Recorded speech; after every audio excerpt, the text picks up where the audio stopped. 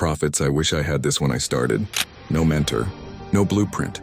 Just a calling that burned and a wilderness that didn't care. But here's the key, and it's simple. What you were wired for in the natural, you were anointed for in the spiritual.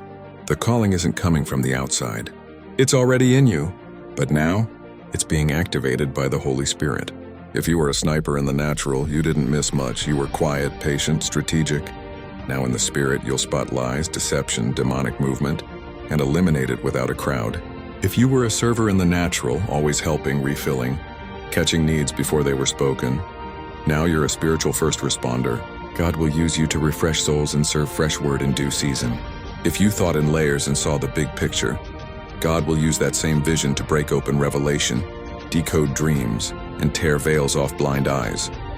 If you could teach in the natural, then you'll teach spiritual truths with clarity, boldness, and power. Not from textbooks, but from the mouth of God. Here's the principle. God doesn't waste your wiring, He redeems it. He takes what you were good at in the world and sanctifies it for kingdom impact. Think of it like school. A math teacher doesn't teach science, a history teacher doesn't teach PE. They stay in their lane because they're trained, assigned, and certified in it. Romans 12:6. We have different gifts, according to the grace given to each of us. So if your grace is prophecy, prophecy in proportion to your faith. If your grace is teaching, then teach with power. If it's serving, serve with joy. If it's encouraging, then encourage like heaven's mouthpiece. Stop trying to wear someone else's mantle when yours is already custom made. You don't need to force what God never formed you to carry.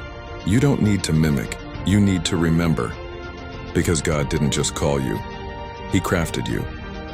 And what He placed in you was never a mistake, just waiting for this moment to be unlocked.